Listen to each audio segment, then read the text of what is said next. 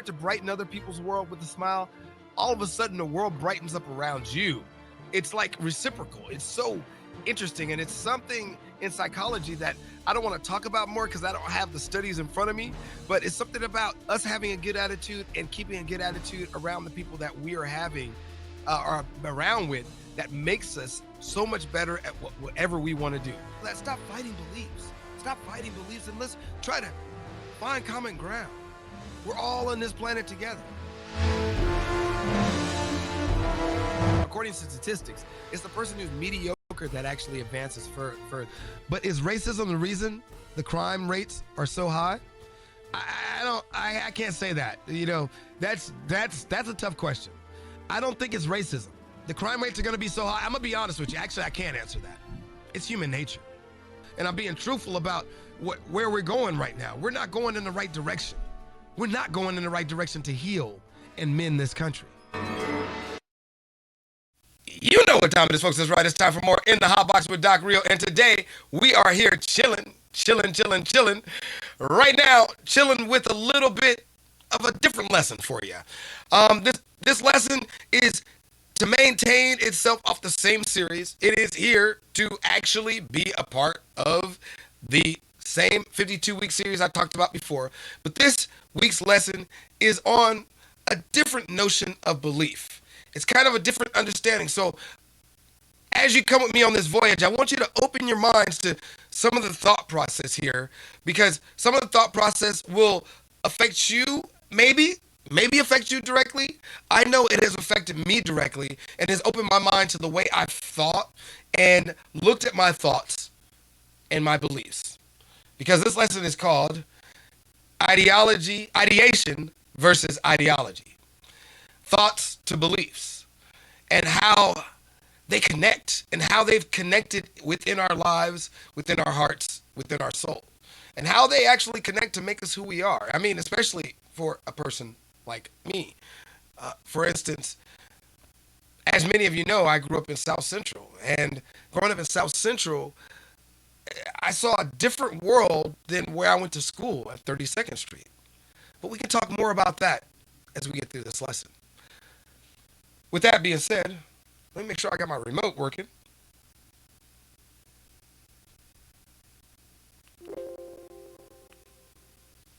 So let's define ideation and ideology. Ideation is the formation of ideas and concepts, whereas ideology is a system of ideas and ideals which form the basis of theory and policy. Now, let me go back to that. A system of ideas. Now, if ideation is a formation of ideas and concepts, and ideology is a system of ideas and ideals which form a basis of theory and policy, then you got to understand, it takes both to change our thoughts into our beliefs. Because the system we grow up in fills us with both other people's ideas and other people's ideologies. I believe that belief is bigger than the words we choose to describe it. I believe that belief can create and destroy nations. I believe it can also bring unity or hate, life or death. And I'm serious when I say life or death. This is what we'll get there in just a second. In this video, you will learn. Well, before I get there, I think also belief can encourage us to take action. We can take action. Let me stop for a second because I really want to come back to that. I believe that belief can encourage us to take action. All right. When we take action, we feed our beliefs and we activate opportunity. One more time. I think that our beliefs can encourage us to take action. And when we take action, we feed our beliefs. which activate opportunity. That's powerful because when we talk about opportunity, a lot of people feel like they don't have opportunity, and it's partially because we don't believe we have opportunity. But let's get into what you'll learn in this video. In this video, you will learn how to recognize inherited behaviors, how to utilize belief to see through barriers, and how to avoid falling out of the zone. All right. Now, I think you'll need all three of those and many more things to maintain your belief. That's why this next series, Ideation versus Ideology, is going to be focused. So we'll run through this for the people who are new here. Who am I and why am I here? I'm a scholar with 5 degrees. Been a professional musician since I was a child.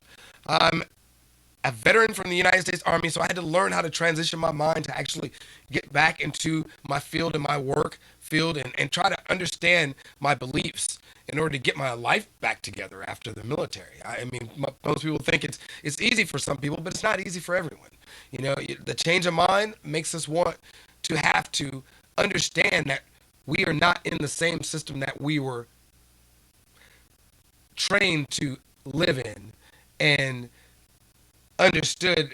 You know, it's a different understanding of life. Let's just say that. And when you come out, it's a little challenging to revamp that life if you don't have certain things in place. So with that being said, I'm a veteran of the United States Army and a cavalry scout. And I've been a producer, a broadcast journalist. I'm right now working for my master's in education, which is learning, design, and technology, because my focus is learning, experience, design, and like it says, a learning experience designer. That's what I'm focused on. If you find any value of anything that I'm saying, or you agree with anything I'm saying here, please feel free to smash that like button. Come on, just you can push it. You can softly smash it, or you can pound punch it. Just, you know, give it some excitement punch. You know, a little positivity. Don't punch it with negativity unless you just don't like it. Then, you know, go for that dislike button. But if you like or agree with everything I'm saying, put some positivity into that like button. If you like what you see, feel free to do so. And you know what? I mean, just think about it. It's free. It's free. You can stop by, punch that like button, or you can even punch the subscribe button. If you like the punch subscribe button. Either way, it helps the algorithm. And if you like something, then it might get out to somebody else who really likes or who might like it as well. And it might help them as well. So you'd be sharing my content to someone else who might need this content, even if you don't need it. But if you agree with it, then you might be helping somebody else out too. So, you know, either way, you know, it's free, and all you have to do is press it for a second there. So feel free to do so. And also, if you find that, you know, you want to come by and just, you know, find out when the recorded versions are popping out, or find out when the next episode is coming out, you can go ahead and click that bell next to the subscribe button. It has a little area you can set the settings on how you'd like them to go. So an easy way to subscribe is you can push the little Doc Reo in the corner, the mini Doc. You're sitting there going with a little hat on. Just, if you want to subscribe. So with that being said, let's jump into how to recognize inherited behaviors. All right? Inheritance. And it's funny because I've talked about this for a while, but we actually just talked about this in class as well. And I already had this planned out. I really had a 52-week plan out, and I have somebody to verify that I sent it directly to. 52 weeks, I did this somewhere in middle December and planned out this lesson series. And it just so happens that a lot of it is starting to sync with the classes that I'm going into.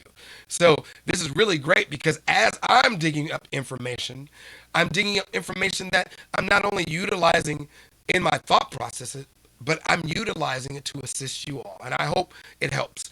And so when I say inheritance, I want you to be mindful of your thoughts. I had to be mindful of that thought to understand that I was in the right position at the right time to keep doing these lessons.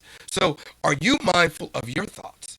Because it's important for us to be mindful of our thoughts when it comes to thinking about our future, thinking about what we're going to do with our future, and thinking about how our behaviors may be inherited from our past. That's right. Many of you all don't think about this. I've thought about this for a long time. And I really think about this in the point of understanding a little bit about slavery. Now, I don't want to go on a slavery tangent or a pity party tangent, but let's just take a little focus here on slavery from another perspective here. And I take this focus because I remember being a child and wondering why many black parents beat their children and many white children or parents try to talk to their children. Or many Caucasian parents try to talk their children into submission. While black children in my day in the 80s would beat their children into submission. Trust me, I got a lot of butt whoopings as a child. So, and sometimes I had to stand in corners in front of my friends and they laughed at me. You know what I'm saying? On one leg. Because when she told me to stand in the corner, I decided to sit down. So when she came back and caught me, she made me stand on one leg and open the blinds and showed it all to friends. So embarrassment, humiliation, those are the things that go through a child in the black community, at least in the 80s in my generation. That's what we went through. And it's part of inheritance. Why? Because let's take it back to slave times. And when we take it back to slave times, you have mothers who wanted to protect their children. You have mothers who wanted to protect their children from being taken from them. And then on the opposite side, you had mothers who allowed their children to grow and they taught their children as much as they could to inherit what they had built, right? They taught them their beliefs, their systems and understanding. So if you look at a lot of the people in the Midwest, a lot of people like the folks who were in the coal mining industry. And the folks who are in the coal mining industry, many of them do not want the fracking to stop, do not want some of the things that we on the West Coast have felt would save our system. Now, I understand where you're coming from because that means y'all have to learn a new trade. That's a whole nother difference. You're like, I don't want to learn a new trade. This is passed down from my family. This is my inheritance. This is what I've inherited. This trade, this skill, this understanding of this, type of work, And so when you look at people stopping fracking, you're like, well, what's next? Are they going to come after us for what we do in our coal mines? Or are they going to come after how we built our lifestyle, how we built our community? I understand that factor.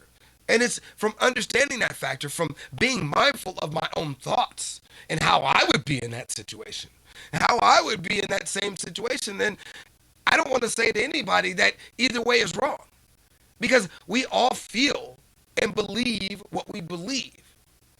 And now what I do want to say is that we all can change no matter what. So if we fear change, then we're only allowing our inheritance to control our lives. We're allowing our past to control our future. And so when we're mindful of that, we should be mindful of our thoughts and understand where they come from. Because in the opposite side, when you have the black parent who was protecting their child, they were saying their child was dumb so they wouldn't take them and go use them in the field. No, they were dumb, so they had to be watched over and protected at all times. Or whenever they did something wrong, they were just stupid. And they took the same perspective of their white masters who beat them for doing things stupid and called them stupid. So they did the same thing to their children and their children's children and their children's children. And therefore it is passed down upon generations. And like I said before, I don't want to break the cycle. I want to bend and change the cycle. I want to mold the cycle to a new direction. I want to change the trajectory. You see, because breaking the cycle has detrimental consequences. There are certain things that, certain things need to happen. I see some children out there today that need that butt whipped. I mean, some people look down upon me for saying that. They be like, oh, you a child abuser. But no, if you see some children I've seen and what they grow up to as adults, you start to wonder if maybe a little discipline in the right way may have taught them a little bit. Maybe even as an adult, getting their butt whooped with fist would have taught them a little bit. You see what I mean? Not to promote violence, but sometimes we need a slap in the face so we can wake up. I mean, I've needed a lot of slaps in my face a few dozen times to wake up because that's just the way life is. Because if I don't get the slap in the face, I'm going to keep going down the same path until nothing I do, nothing I say, anything I want to be is accomplished, right? We want to make sure that our dreams and our goals get accomplished. And if our dreams and our goals get accomplished, then we're on the right path. So, inheritance. Are you mindful of your thoughts? Because your thoughts may be someone else's thoughts from your past. Make sure they're your thoughts. Make sure they're really what you really want to do. Because you've all heard this before. Your attitude is altitude, right? Your attitude is how high you may go. So, if you sit around with negative thoughts all day long, which some of us do, I've sat around with negative thoughts, and I'm a positive type of person. I've sat around with negative thoughts, and those negative thoughts have done nothing for me but brought me back down a scale. Because those negative thoughts do what? They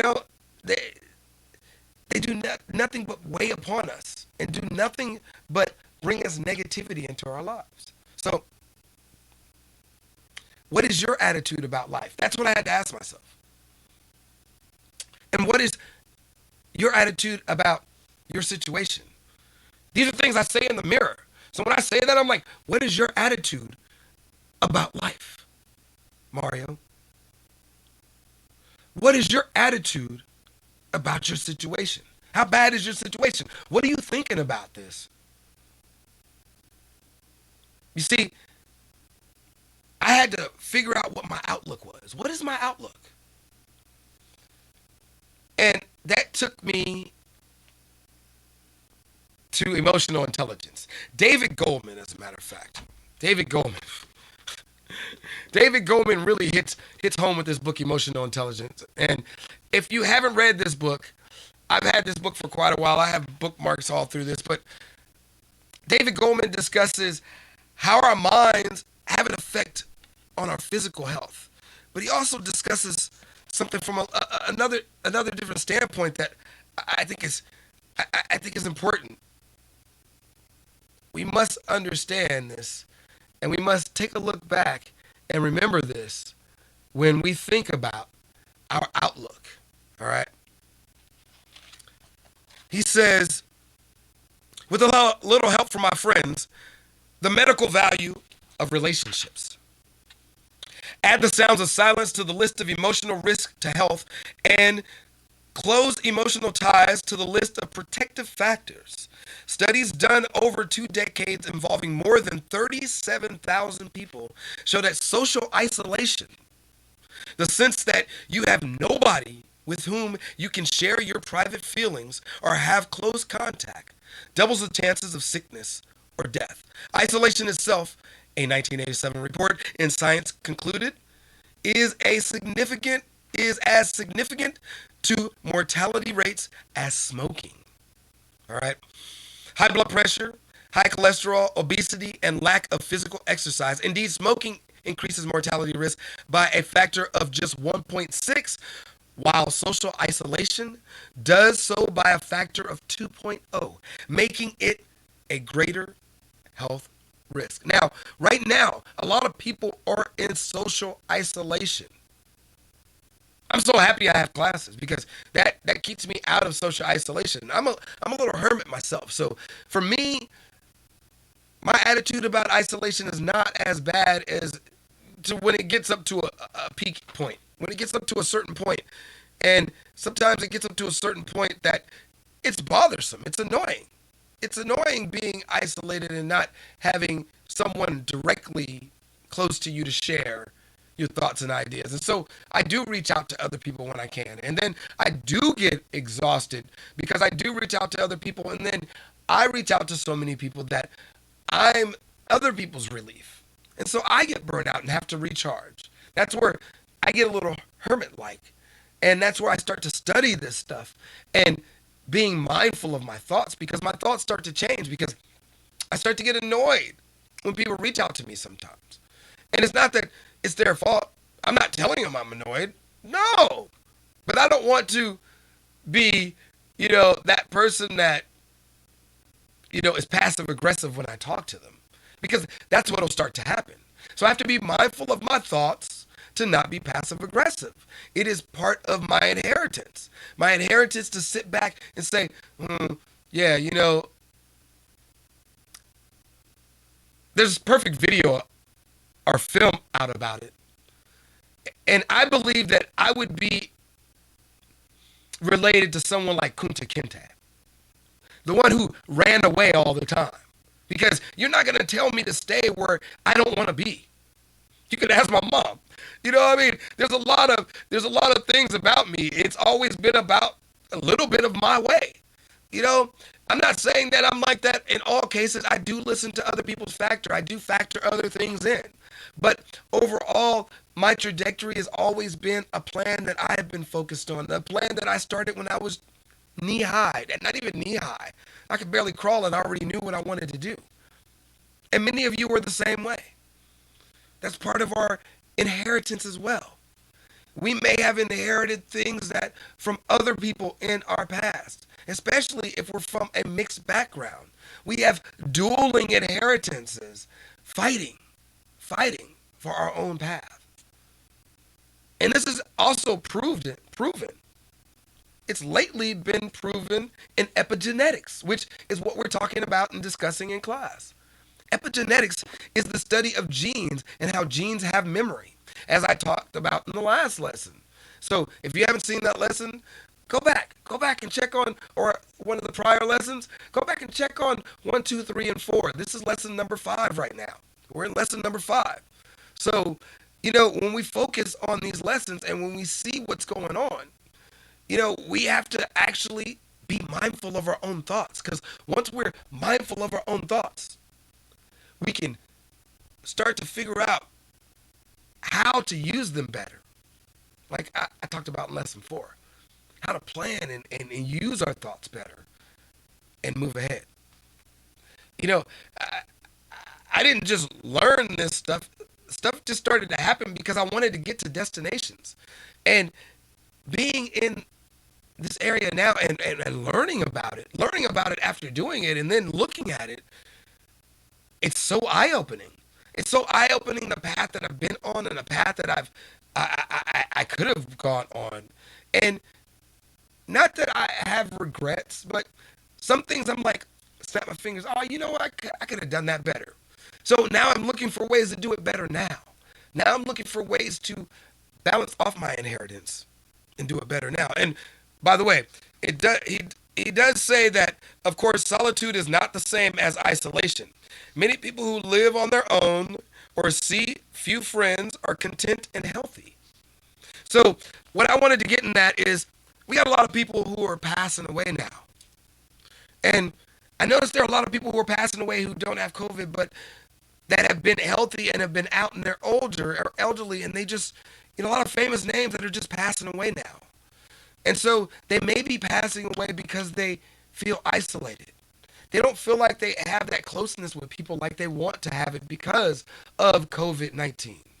So let's remember now, right now, we may have somebody in our neighborhood, maybe somebody down the block, maybe somebody we know that we may just need to say hi to here and there. Remember that. Isolation kills. Isolation can kill us. Our solitude can save us. Our solitude can save us while our isolation can kill us. That's scary, right? I find it scary. And that was in chapter 11, Mind and Medicine, of this book. And I'll give you links on this book just a little later. So we take it back to experiences, okay?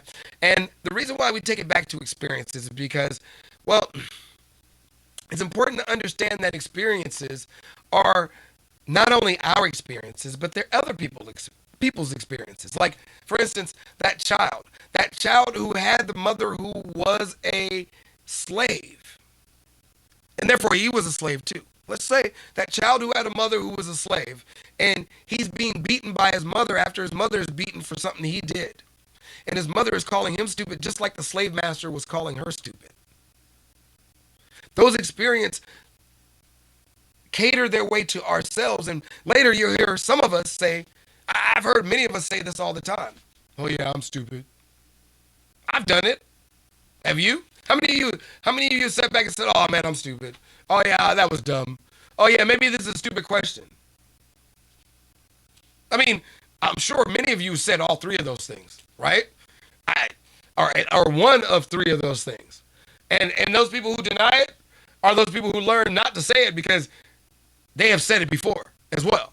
So you can't deny that we've all have said it because we share that from past experiences, and that's not just from the slave side. That is on the other side, because ironically, some of those slave owner parents beat their children the same way.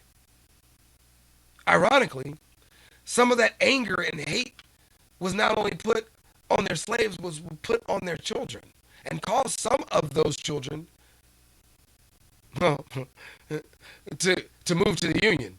But others of those children remained. And now we have a battle between those same families and those same sects. Be honest, we're all battling the same family when it gets down to the nitty gritty. We're all the same blood, just different types of the same blood. You know. Now it's funny because I wasn't meaning to grab another Albert, but Albert Camus says, "Who taught you all this, doctor?" The reply came promptly, "Suffering." That's actually a quote out of chapter 11. It is the starting quote in emotional intelligence. And it's that idea that experiences teach us, and other people's experiences teach us as well along the way. We have an innate ability to already carry things from other people's experiences within into our future. And if we're not mindful of these thoughts or behaviors, then we become just like them. Hey, how many of y'all seen that commercial, Becoming Just Like My Dad? I know many of y'all saw that commercial where he talks about, hey, who reads submarine books? My father. Just like our parents, where he's training people on not being like their parents. Well, it's funny. I learned something real early in my life, and I learned it, well, maybe a little late in my 20s, mid 20s, and it was because when I finally met my dad at 17, he looked at me for 1 second and said, "I'm not going to take the blood test. He's my son." All right. Now, I didn't understand that for a long time. I didn't understand that until I came back from the military. Actually, I didn't really understand that until I was in my late 30s. All right. And I'm walking around San Diego with my dad, and I go one way, he goes another way, and people are like, "Hey, Gary, hey, Gary." And I'm like, "No, no, no, no, no, he's over there." Now, I didn't grow up with my dad, but I grew up from my sister's perspective. My sister, Jiminelle Rollins, she tells me all the time, "Hey, you, know, you walk like him sometimes, you talk like him, you act like him sometimes." Now, I didn't grow up with him to learn those mannerisms from him physically and visual. It wasn't my society. It wasn't a social understanding of my father that allowed me to become like him.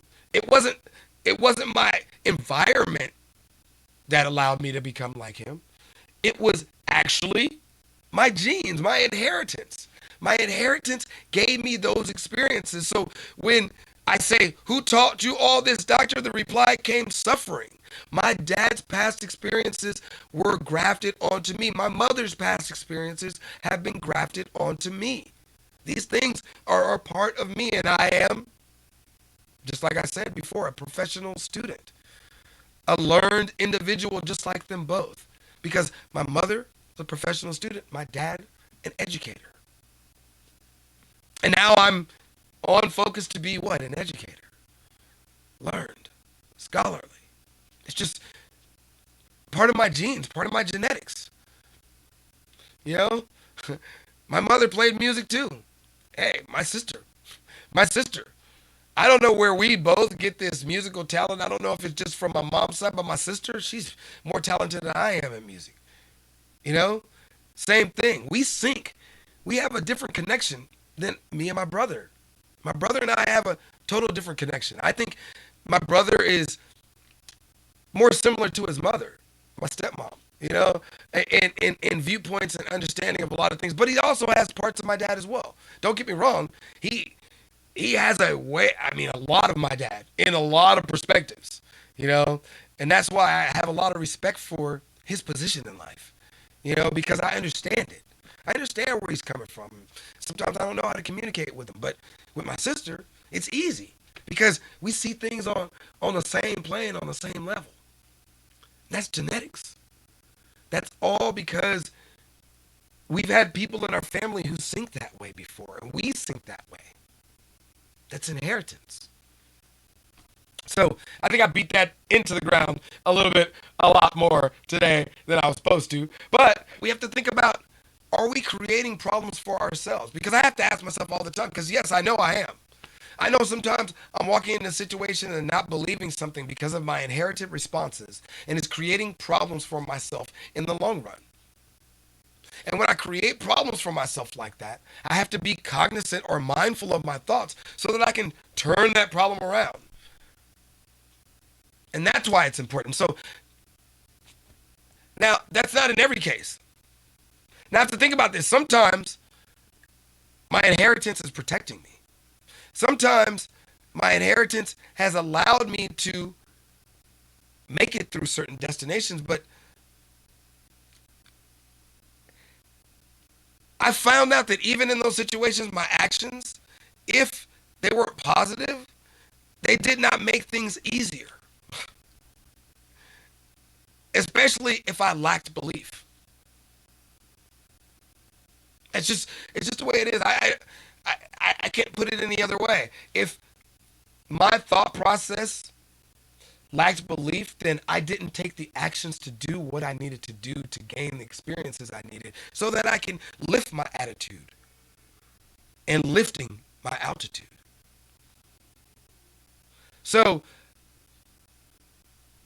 are my traits inherited? Yeah. Well, yeah. We get looks, mannerisms, vocal tones. Just like I told you, I can walk around certain places. I can even talk in certain places. And sometimes people think because of the way my voice carries that I might sound like my father. Not all the time. My father, I love my father's voice and I wish I could hear it now. But his voice always felt like it gave strength to people. His voice always carried an essence of compassion. Even when he was being angry. I've only seen that a couple of times. But I want us to remember that if we carry these looks, we carry these mannerisms, we carry these vocal tones, we may also inherit some of our history, or our genes may inherit some of our ancestors' beliefs. And if our genes inherit some of our ancestors' beliefs, then these could be social beliefs, religious beliefs, and even political beliefs. This is why it's important to be mindful of our thoughts, because are we believing what we want to believe? Or are we just believing what we are inheriting to believe from someone else? Are we actually clear on the understanding of our belief? Like, I want to say voting. Voting is important. And I'm putting it to voting for a reason because I want to tell you, when I get ready to vote, I open the book that I get with my ballot and I read through the bills. I read through and try to find the people with, I like to read about the actual candidates. I like when candidates write about themselves in there because then I get an idea where they're coming from them. Whether or not it's their press crew or whatever, this is something that they've hopefully approved to put in here. And so, therefore, I do get the idea that I'm getting something from them. I'm getting a bit of who this candidate is, hopefully. And if I'm getting a bit of who this candidate is, wow, wow, then it leads me to want to either vote for them or vote against them. It all depends, right? It always depends on the candidate. I mean, we can't say that we want to vote for a candidate until we understand where they're coming from. And so that's why I will never have that problem of voting for a candidate who never shows up or who never writes anything or who's an invisible candidate, because those are the candidates I definitely glance by. Those candidates don't put anything in the book about themselves, even if it's one or two sentences. You should have some kind of bio about yourself, even if it's just a small paragraph of 5 sentences saying what your standpoint is. Of course, the ones who put in more get more of my attention. The ones who put in less get less of my attention. But the ones who put nothing in there, that's like sending me a resume with no jobs on it, no experience whatsoever. Not even trying to say that, oh well, I have some experience in school doing this. That's gonna more than likely go into the round file. And I'm not saying I feel that way about people, but most employers do. Most employers want to see you try to show you had some experience, try to intern somewhere. Even if you didn't really intern, you should have an internship down somewhere that says that you worked for somebody, that you did something for somebody, and you should have done and spent some time doing that, even if it's not even close to your field. Because then it shows that you have an action to go with your belief. Your belief that you will improve yourself by going out there and doing something. Your belief that there is something social, religious, or political in your life that drives you to do something, some extrinsic belief. And if you don't know what that is, go back to one of the lessons 1 through 4, where I talk about extrinsic, intrinsic value. So understand that. Understand that. All right. Now, you can look it up too. It's easy to look up extrinsic, intrinsic value as well. So, as we think about belief, I want us all to remember the 4 pillars of growth. And not just the 4 pillars of growth. I want us all to remember the 4 pillars of growth mindset that I've discussed in the previous episodes. And we're going to discuss those today. The 4 pillars are believe, retrieve, achieve, and succeed, in that order. And sometimes you end up going back around them. You'll hear me say that. Like those old school clocks that used to click backwards before they go forward. We got to take a couple of steps back to move forward, right? But today, in this lesson series of ideation versus ideology, we will be talking mostly about the belief cycle. Because this is the pinnacle cycle. Because every time we end up having to go backwards around this cycle, we end up having to rely and lean on our belief system. And it's got to be the strongest part. It is the foundation. It is the foundation of our path forward. Our beliefs, if not clean, if not pure, in line with what we plan and want to do, will take us on a path to destruction. It will not take us on our voyage. Because, see, part of belief is being able to see clear, to see through what causes us to believe that. It is being mindful of our thoughts, and it is being able to see how our thoughts have created certain reactions. Now, that's a lot of work, but I'm not saying it's easy. Hey, I may be a genius, but even though I'm a genius, that does not mean that I understand how to make it easy. Actually, that makes it harder for me. That makes it a lot harder for me. Because it is a point that most geniuses fall by the wayside, or end up walking that thin line between genius and insanity. I mean, for all we know, I could be insane, right? I think less. I mean, because I think my focus is shown and is proven that it actually works. Not just for me, but for all these other people who have shown me. And this focus has brought me to a level that has allowed me to grow from where I was before 10 years ago. So I think it works. I, I may be biased, but it works for me. May not work for you, but it definitely works for me. So try it. See if it does work for you. And if it doesn't work for you, if belief isn't a thing you need to make you motivated to go ahead, well, you might be that 1%. Because I know the majority of the people that I know need belief in order to move forward. Because it's belief that either stops them or actually moves them. It's not as easy for us to stay strong in the society we live in. It's not as easy for us to be cheerful in this society. I know a lot of people are having a hard time right now, and I want to I hope that of us can, at least bring you a little bit of cheer into your life. Bring you a little bit of joy into your life. And so with that being said, if you like anything that I'm talking about here, please, please, please share it with somebody. I'm not saying smash the like button first. I'm saying share it with somebody that you think can use the information I'm sharing. Because if you share it with somebody, then you might get them from point A to point B. I mean, people wonder why at the end of my broadcast lately I've been keeping up the suicide numbers, because isolation kills. Isolation doesn't only kill by the fact of people having physical traits being put upon themselves from the feeling of being isolated, but also it kills from people wanting to take their own lives. And I know as a veteran, our fraternity, we've been working on lowering that suicide rate, that veteran suicide rate. And I hope with all my heart that this pandemic hasn't increased it.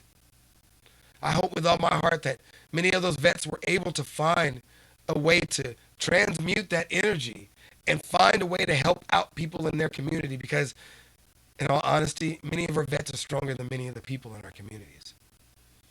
And they may need your help out there. So if you're a vet and you're having a problem right now, and you're thinking about what can I do, what do I need to do, find some of your local chapters of your VFW, your American Legion, or your DAV, and join the force. Help somebody else, because we have been bred to sacrifice for others. We have been bred to give to others. We've been trained to do it.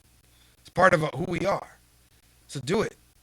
It'll definitely raise your spirits, because you'll be sharing a smile with somebody, and when you share that smile with somebody, it's liable to come back. It's liable to come back.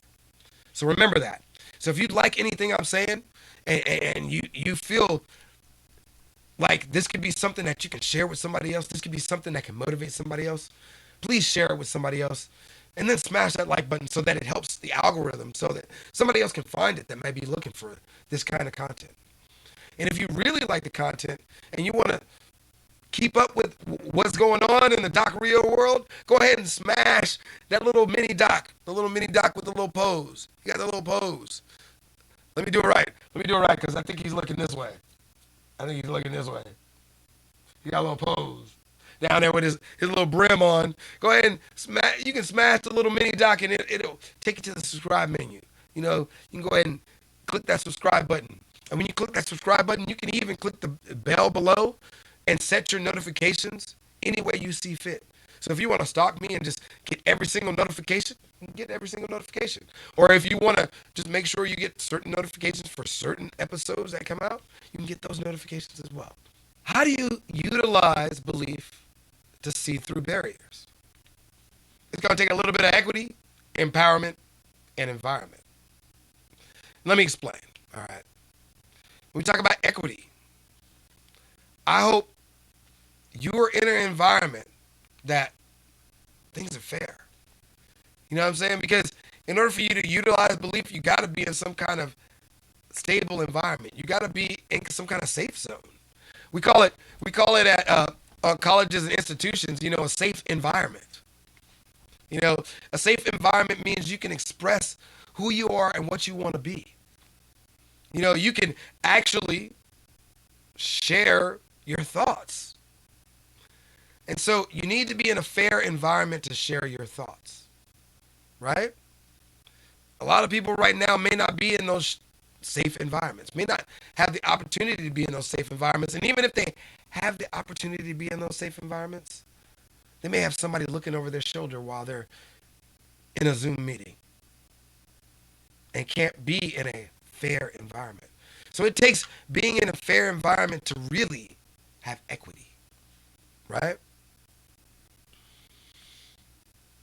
It also takes being with equity, having opportunity. I think, actually, what I believe I wanted to say is that when you're in a fair environment, you have more opportunity. But I believe also when you're in an environment that provides equity, you do have more opportunity as well. So I was tying them both in. And I think it's important to understand that certain people don't have that opportunity. Certain people aren't in a fair environment.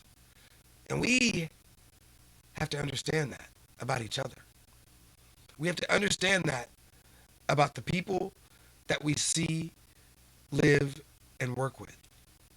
Kind of have to be cognizant of that when we talk to them and when we share our thoughts with them. I do too. I say that to myself just as much as I say that to anybody else. Everything I say here, I will say this all the time, starts with me. Starts with me.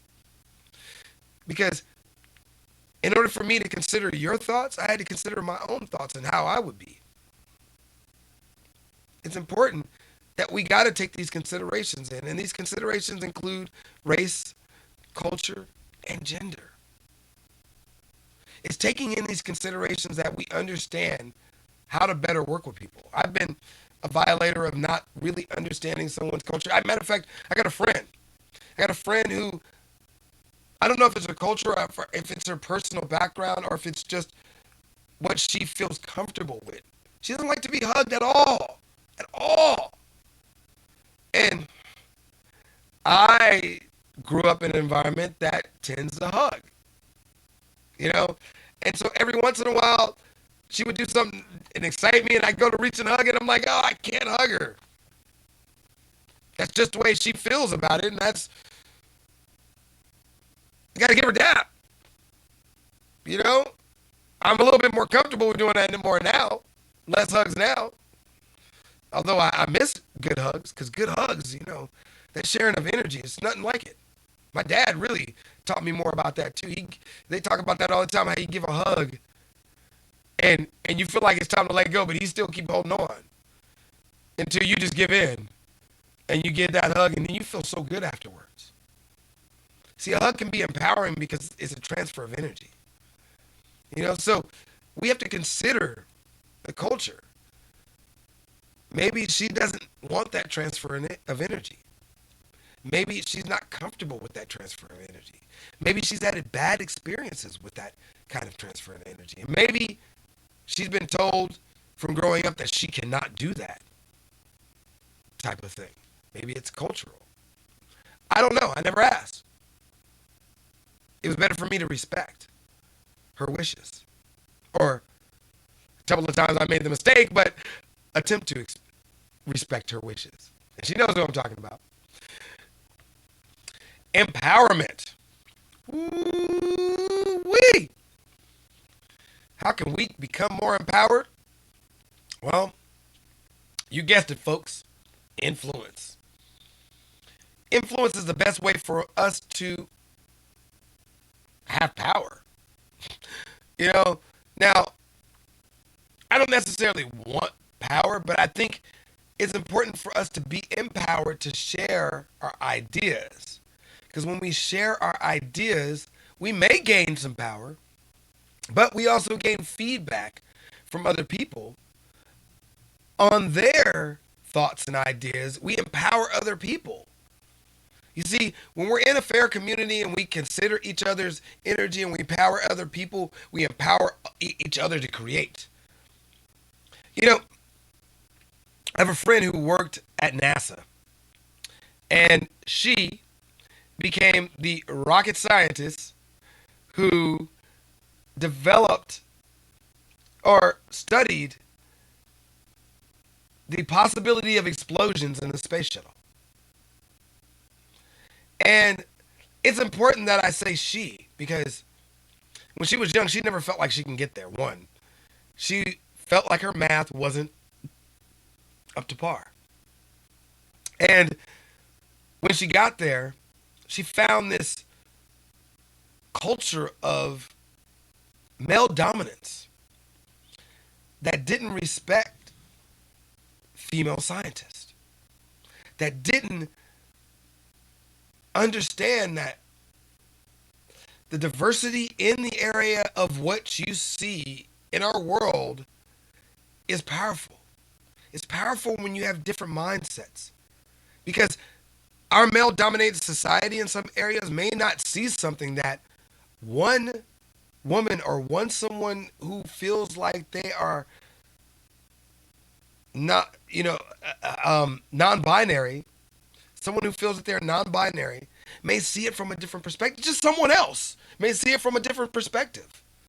This is the idea that we all think we get in our cliques, and in a male-dominated society, we're going to get in our cliques. And even if we saw another idea, it's because we want to maintain being a part of our clique, so we don't agree with it. So somebody else from another clique might say something, but because we want to maintain our cliquishness, being a part of our clique is something that motivates us, and we might feel like we're left out on the outside. We might feel like we're isolated if we're not a part of that clique. So instead of bringing up an issue that might actually help us all, we hold it back. This is part of our human nature that's terrible. We need the diversity in our communities to help us grow to something bigger and better than what we are. It is diversity that provides innovation. And so we need to have that influence amongst people of all backgrounds. And so I feel like there's a problem with power, is that only the people who want power seek it, when those who need to be empowered need to seek it as well. We all need to seek it. We all need to seek some kind of power, even if it's just for ourselves. That power to speak our mind and our free will. Our free will, because our will is strong. We'll talk more about that later. You see, people with influence in a community are empowered. So gain a little bit of influence. I mean, we all have some kind of influence. I mean, there are people next door, nearby us, children, so we all do have some kind of influence of somebody who looks up to us in some kind of way. And if you don't believe in it, reach out to people. You'll find that somebody looks up to you. Somebody has an opinion of you, because beauty is in the eye of the beholder, and that person may have a high opinion of you even if they haven't seen you in 20, 30 years. You'll be shocked. You'll be ultimately shocked. So I know I've been really shocked. Like, I think you're up here. You think I'm up? No, you're up here. You're way up here. I got big opinions about a lot of people who led me on my path. So props out to all of y'all. So, like I said, beauty's in the eye of the beholder. And that beholder may be focused on you and thinking of you in a totally different light than what you think of. Because a person's influence is derived by their audience. Therefore, it is their audience that gives the influencer what? Power. That had me worried earlier. When I wrote that, I was thinking about that to myself. I was like, wow. So if it's the audience that gives the influencer power, they may not be able to impeach Trump. But because he took an oath. You see, he took an oath, and he violated that oath by not protecting against. There could be a big argument there. I don't want to get into that argument, but they could still litigate him on the idea of that he took an oath. But, the audience drove the narrative. Interesting thought there when you think about it. The audience drove the narrative. He's just playing to the audience. But he should have known better. Or maybe he knew better enough to walk on the outside of it, enough that covers his legal battles. But is that morally correct? I don't know. You decide. A person's influence is derived by their audience. Therefore, it is the audience that gives the influencer power. Everybody has the ability. Everybody has the ability to influence someone, just like we were saying before. And it is up to us to examine how we're going to influence those people. We got to examine our own thoughts. We got to examine our own minds. We got to examine our own intentions. Because if we don't examine our intentions, then what are we doing? Are we paying attention to our impact? You know what I'm saying? Like I said in the last video, our intentions create an impact, so we got to pay attention to that impact. That's how we are mindful of our thoughts, because if we're mindful of our thoughts, we pay attention to that impact. And that impact is either to inspire, relate to experiences. Hopefully it is. There's some people that don't. People want to demotivate other people. I hope. You know what I'm saying? I asked the question, how much are we using it to inspire, relate, and have experiences, have meaningful experiences? Don't we all want to enjoy life? I talked about malice in the last, people with malintent. I can't understand the malintent. Sorry about that. I can't understand the malintent. Really though, why would you want to have malintent? Really though, why would you want to have malintent? I don't understand it. So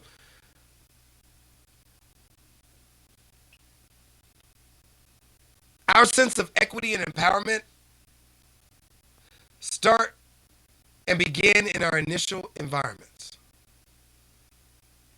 Scary, right?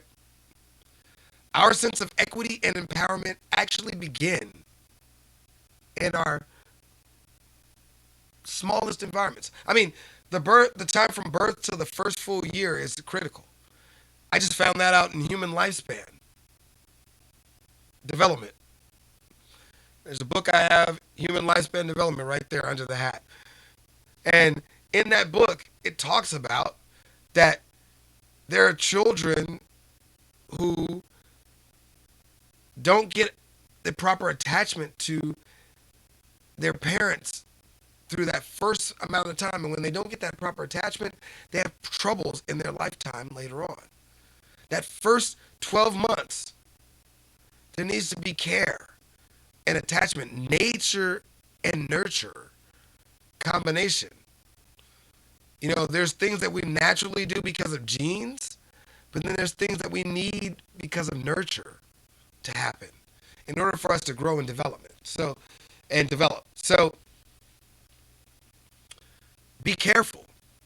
Be careful when we're thinking about equity and empowerment, because we got to remember that our equity and empowerment start or begin in our initial environments. And so, is our environment encouraging or is it discouraging? I hope we come from an encouraging environment. How many people come from an encouraging environment? How many people were raised in an encouraging environment? Now, how many people were raised? How many people know someone who was raised in a discouraging environment? I know both. I got to see it all. And it's funny because I feel like even when I was a child, I was raised in a more encouraging environment than some wealthy children I've seen. All the opportunity, but no nurture. So they rely on nature. So that's a big question. That's a big question. Because if the environment is encouraging, then it provides unity. And if it provides unity, then there's definitely some cooperation between the people there. And that allows us to build what I like. As a matter of fact, do you consider yourself living in a community? Because the only way you can build a community is through unity and cooperation. As I said in the last lesson, somebody's got to look at this and be like, man, some of these slides are, some of these words are similar because they're related. This is all related to belief and the four pillars. And the reason why succeed always goes back to belief. So therefore, in succeed, we have to come back to belief because you're going to need that. You're going to have to come back to belief one more time before you continue to succeed. Otherwise, you're going to fall back and start losing your achievements, not achieving as much. And you're going to start back and not retrieving as much because you got to keep retrieving information. So remember that belief is the foundation, and you will keep going back to the foundation to rest because it's belief that makes you stronger to get back into the game. What game may you ask? The game of life, silly. So part of the game of life is being in a community. And even in communities that check all the boxes, there are still unhealthy environments. Right? So think about to yourself, how are you affected by an unhealthy environment? I had to think to myself, how am I affected by an unhealthy environment? Because unhealthy environments can, for me, destroy my path forward. And it just could be a thought because thoughts manifest themselves into actions. So if the thought is unhealthy, it could be part of my own thought process. And then I don't do what I'm supposed to do. I was watching this thing by Doc Rock today. You know, props out to another Doc. And I was watching this thing by Doc Rock, and he was talking about how he was on Pinterest and that he shouldn't have listened to somebody because he was talking about how he heard that if you was on Pinterest, that you were Pinteresting somebody else's man. And so he dropped off of Pinterest and lost his ranking status, and he was up in the front running ranks of being in Pinterest. Now, if you're in the front running ranks of a program, right, and you're within that box, right, you know, you want to continue to move forward in that box and stay in that box. Well, he heard something from somebody else, listened to what somebody else had to say, and went in opposite direction. Opposite direction. Why? Why did he go in opposite direction? Because he heard something from somebody who came from an unhealthy environment, or he was in an unhealthy environment, or he was receiving unhealthy information. Scary, right? It's that scary that it can happen to us at any point in the smallest things, and we can lose momentum of everything we want to go because our thoughts manifest into reality. And so our environments have an effect on how we manifest those thoughts into our environment, into our reality, right? So think about how has your thinking changed? Because I think that's one of the most important things that we forget throughout our life. When we were little kids, we had one thought process. We were doing one thing. We had a belief system that we can make it up higher than we actually are. And now we have to go through all this in order to get our beliefs to a point in a phase to where we can actually concentrate and focus on our goals that we had as a child, on our dreams that we had as a child. We have to uplift our own minds and our own spirits in order to do so. And when we do that, we start to really see through all the veils and all the craziness and all the crap that's put in front of our face, right? And we realize how much we've really changed. We start to see a change in our lives, and we start to attach ourselves to people with like minds. I mean, we want to be around people with like minds, right? You know what I'm saying? Because change allows us to start thinking about, well, can I fix this? Can I change that? Can I change it back? Because what I did in the past, I did that in the past. Well, can I change it back? Can I fix the problem? Instead of just molding to the problem and finding like minds that help us find out solutions to the problem, see it from a different perspective because it's somebody else's perspective instead of our own, trapped in our own sight, in our own mind. Don't let yourself get trapped in your own considerations. Because like minds help us find purpose because they share the same purpose that we have. And it helps us build those things that we want to do and take those things to the next level so that we stay in the groove. See, it's all about the groove. You know, you want to be grooving, right? Want to get that groove going, right? Get in the zone. The groove, same thing. So, like I say, remember your purpose and find those who seek a similar mission so you can find your groove and stay in the zone and let everything flow. But don't forget that you need the power of the inverted pyramid. Because when you're walking down those steps of that pyramid and you get in that groove and you saying hi to everybody, somebody going to throw you a curveball. That hate's going to come through. And it might affect your self-esteem. It might affect your love and belonging, how you react to it, meaning how you might react to it the wrong way and push other people away from you. It might affect your safety needs because you might get angry and want to fight a whole bunch of people, or it might affect your physiological needs because it might take you out of that circle. You might not be able to be a part of that community anymore. You might have to move to a new place. You know what I mean? The things you own won't be the same. You can't have the same job anymore to make the same money. So remember that. Remember that the inverted pyramid, because the will exercises itself within an arena where other strong wills are also actively managing the organization for their own personal benefit. Samuel Natal and Anthony Libertelli. All right. Now, we have strong wills. And when we believe something, our strong will push us in a direction that we need to. Now, when our strong will does push us in a direction, we're going to entangle with other strong wills. But as long as our will stays strong, as long as our belief stays strong, as long as our desires to make it to the next level stay strong, as long as we stay thirsty and we feel that we can get it by pushing forward and we stay persistent and persevere, then we will be able to communicate and entangle and be involved with other wills and understand that all other wills are out there for their own benefit, just like we're out there for our own benefit. That's where community falls apart. People are like, well, we're all supposed to be on the same sheet of... Nobody's going to be on the same sheet of music.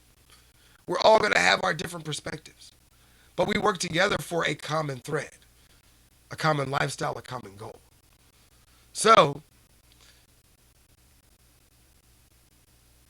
we need to strengthen our will so that when we focus on changing our positive thoughts to beliefs, we fight fear, we stay positive, we embrace hate, and we rely on our will. One more time. When we strengthen our will, we focus on changing our positive thoughts to beliefs, fighting fears, staying positive, embracing hate, and relying on the strength of our will. It's like an exercise, like any exercise. When we were children, we had to do certain exercises so we get to understand the alphabet, right? After we got to understand the alphabet, we started to understand words and meanings. And what did it do? It allowed us to see clearly. And so we get to see the information that's out in front of us clearly. Now, why those words mean what they are. What are those words? And why they're organized in the fashion that they are. See, if you're going to see clearly, you have to ask yourself, just like I asked myself, what's stopping me? I mean, what's really stopping me from making it to the destinations that I need to make it to? Generally speaking, it's me. It's my thoughts, it's my beliefs that stop me from making it to that next level. So the thing is, I need to stay focused, right? Focused on my goals, focused on my dreams. So how do I stay focused? staying focused is not that easy. Just like these peaks, these sightseeing peakers, you know what I'm saying? Binoculars or telescopes or whatever they are. You know what I'm saying? A pan peak. You know what I'm saying? You know, at least that's what they used to say on them. I remember. And the hardest thing about them when I was a kid, I didn't understand. In order for me to get that view, I had to put my eye in a certain place away from it so I can see clear. And it's not exactly clear. I'm paying to not really get a clear view. It's still got this little perspective that doesn't really give me everything that I'm seeing. I'm not really seeing everything clearly. You know what I'm saying? Everything's kind of out of focus. But as I've grown older, more mature, I've learned how to put my face in the right area. And I learned how to see without seeing. That even though it's not clear, I can see it clear enough. It's still a beautiful sight for me to see as an adult. Whereas a kid, I thought it was a waste of money. That's right, I thought it was a waste of money. I'm like, why don't we just get some binoculars? Which were just as bad if you didn't know how to use them. So, how can we stay focused? Well,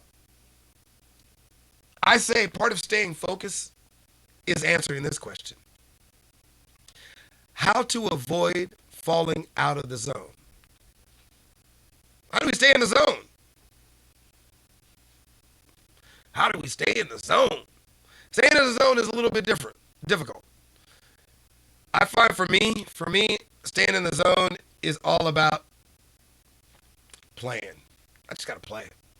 Whether it's playing music, whether it's playing with what I'm doing, you know, I mean, I gotta find ways to make it pleasurable. You know what I mean? Make it feel like I'm playing. And like I said before, in the gamification lesson, I think it was lesson number 3, where I talk about using gamification in your work environment to make things more playful. You know, those little tools help us stay in the zone. Because when we start to travel out of the zone, we use those tools to get us back in the loop. You know, like the 5-minute plan. 5-minute plan is just getting started. Once you get started, you can't stop sometimes. You know, you take the 5-minute plan, next thing you know, you've been doing it for an hour. Like, oh, well, I got that work done. You know? So just play. Now, I think it's not just about just playing, though. You see, you got to have that power in the will that says, okay, I'm playing, I'm out there, I'm enjoying myself, right? I can just play, but what if you don't go out there to play? If you haven't gone out there to play, you know what I'm saying? You got to go. You got to have the willpower to get out there and want to play so that you can play. So, a lot of times we talked about this before, about procrastination. Using the 5-minute plan to avoid procrastination is how you go.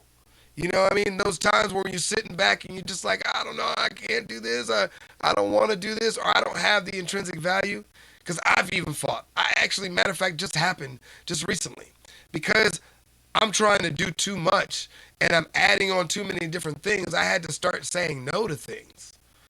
No to things that weren't fitting in my focus because I wasn't able to muster up the extrinsic or intrinsic value for me to work on it or do it or be a part of it. So I had to back up. Sometimes we have to back up. That's being truthful with ourselves. But there are times when we back up too much and we're not doing anything. We got to get out there and just go for it. The more we get out there and go for it, the more it's just like playing and the more we get a chance to enjoy it. And when we enjoy stuff, that value comes back and then we're back in the zone. And we stay in the zone. Because when we're doing stuff anytime in the zone, you know what I'm saying? It's like the groove. You know, you can kick back in the pocket of the groove and you stay in the groove. But if you stop the groove to search for a note, you fall out of the groove. Everything's got to be in place for us to stay in the zone. So try to keep everything in place. Keep your comfort zone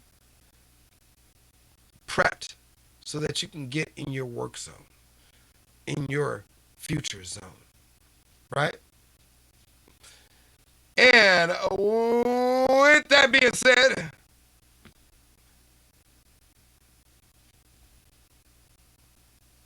I want you to remember to pursue your objectives. You see, because success is the ability to pursue objectives that lead to the completion of goals. One more time, I say success is the ability to pursue objectives that lead to the completion of goals. Pursue your objectives. Make sure your objectives are finely tuned to what you want and that you're able to focus on ways to enjoy it, ways to avoid falling out of the zone. Because when we're pursuing our objectives, we stay in the zone. Right? So what are your next steps? Well, first of all, we all got to keep exercising gratitude. You know, when we change our minds and we go forward, we got to remember that we already took some steps forward. So we got to be grateful for the things that we have been able to accomplish, the things we have, the things we can accomplish, and the things we will accomplish. So be grateful. I know I have times that a lot of times I'm always like, I need more, I need to get more, I need to get more. Take that space for a second. Stop, look back, and remember to be grateful for what we already have and where you are already going. And when you're grateful, take some time. Take some time to journal. I say that all the time. We all got to take some time to write stuff down. Like, I didn't think I was journaling. I'm always journaling. You know, and don't let somebody tell you how you should journal. You know, if you don't know how to start, then yeah, go find somebody. But if you're already in a journal and you're already writing stuff down, and you're like, well, I should go find out how I should properly journal, don't. Just journal whatever is comfortable for you. You know, make it easy. Jot down what you need. Keep your mind sane and always keep a journal that, hopefully you're keeping a journal that's going to give you that life long term. You know, I have several different journals and I'm starting to convert them into a digital journal just because I'm missing out on some of the things I wrote down, some of the things I said. You know, that energy is just not as prevalent when you have to search for it. So journal. Keep those journals going up. And then make sure you look for more like minds by joining a group. Because I think the best way for us to find like minds is to go out there and seek them on social media right now.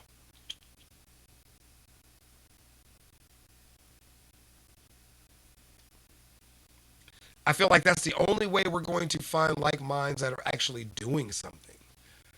Because those that are doing something are active on social media right now. So join a group of like minds and get busy.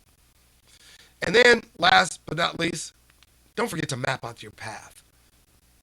You gotta map it out. Give yourself a roadmap. Don't just blindly go out there like, oh yeah, we're just gonna do this way. How's that gonna help you? Right? You know what I mean? You're never gonna be helped that way. If you have any questions, comments, or concerns, go ahead and contact me. Contact me at 310-844-9285, or you can go ahead and find me on the web. You know, go to my website. You can email me from my website. My email's on the website. The same number, 310-844-9285 is on the website. And the website is docreo.com. That's HTTPS docreo.com. That's right. Secured website. And yeah, thanks for watching, folks. I really appreciate those who've been watching, those who've been coming back and commenting. You know, thank you for stopping in again, Snowy, and dropping up that love. You know what I mean? I may not directly, or may not be around people who directly agree in the same religion, but at the same time, understand that we're all here, and if you share the love is important just to share with other people. Yeah. Also, last but not least, if you're interested in the references that I use to create this lesson, I started with emotional intelligence. Of course, I started with emotional intelligence, right? I moved to a paper called Higher Education on Wealth Equity, Higher Education and Wealth Equity, Calibrating the Moral Compass, Empathy, Ethics, and Trained Will by Samuel Natali and Anthony Libertelli. Once again, that actual study is on higher education and wealth equity, calibrating the moral compass of empathy, ethics, and the trained will. And it talks about how the strength of our will. And it's funny that emotional intelligence also talks about the strength of our will and equity, how we can fight through. But also in the last section, when I talked about staying in the zone, staying in the zone comes from staying in the groove, and that's the music lesson. Forgot what chapter was on groove, but I think it was chapter 2 on groove. The beginning is chapter 1, the prelude, and then the first measure is groove. The first measure is groove. Can't start anything without being in the groove. So I think that's another part of this. When people think about the music lesson, they think about the spiritual growth through music, this whole entanglement. You gotta at least take a moment when you talk about a book and look at its table of contents. The table of contents are important. The table of contents can tell you a lot about the book. At least stop and read the table of contents. And in this book, it is grace note, the beginning, groove, notes, articulation, technique, emotion, feel, dynamic, rhythm, tempo, tone, phrasing, space, rest, listening, the dream, back to the beginning. The coda. That's coda. Oh, actually, he called it coda. He called it a coda. I know he did. Yeah, he did. And each one was a measure. The prelude, the first measure, the second measure too. I mean, yeah. So that's why I love the music lesson. Emotional intelligence, great book. Great book. I'm always working on my emotional intelligence just as much as I'm working on my financial intelligence. So I hope you all out there get a chance to do the same thing. All right. Work on all the things that you want to work on in life. Make sure that you have a chance to voyage forward in life and branch out and reach into different areas. Start taking that moment to to to take your ideas and form them into your ideology. Become a part of your system of beliefs, but attempt to do them in a positive fashion because negativity only begets negativity. The positive energy you sow will reap fields of success. So attempt to go for those positive ventures and continue to pump yourself full of that positive energy. This is Doc. I hope you enjoyed the show. Stay tuned for more In the Hot Box with Doc Reo. Also, if you find any value in what I'm saying, please, make sure you share it with someone else. If you agree with what I'm saying, go ahead and smash that like button. You know, if you find value or agree with what I'm saying, smash that like button and attempt to share it with somebody because you never know who you might share it with that might help them, right? All right. And then also go ahead and drop us, a message, a comment. Tell us what you liked or didn't like about the show. I really appreciate your comments. I read them all. I respond to them all. So definitely, please make sure to stop by and leave a comment. If there's something you don't like, go ahead and hit the don't like button. Hit the don't like button. But if you know you like something and you know something was beneficial for you, it might be beneficial for somebody else. Make sure you share it with other people so that they can get it. But also, it'll help us as well. It's free and it helps us with the algorithm so that we can get out there to more people. You know, that YouTube algorithm keeps changing around for many different ways. And really, people always try to game the algorithm, but you can't really game it. It's all about it's all about engagement. So please help us out, engage with the content, share the content, you know, and just continue to help yourself out by believing in yourself. Because when you believe in yourself, you can go much further. And if you want to subscribe to this channel, go ahead and hit that mini doc in the little corner down there, the one that's got his look like this. You know what I'm saying? Get that little mini doc who's thinking, click him. And if you really want to stay up in tune when our latest videos are coming out, you can go ahead to that subscriber bell next to the subscribe button. Click that subscriber bell and adjust your viewer settings, how you want to receive updates from Doc Reo TV. With that being said, this is Doc. Stay tuned for more In the Hot Box with Doc Reo as I'm out of here. Peace. If you or someone you know is having thoughts of harming themselves, please contact the Suicide Prevention Hotline at 1-800-273-8255. That's 1-800-273-8255. And if you're a veteran of the armed forces, press 1 after dialing 1-800-273-8255.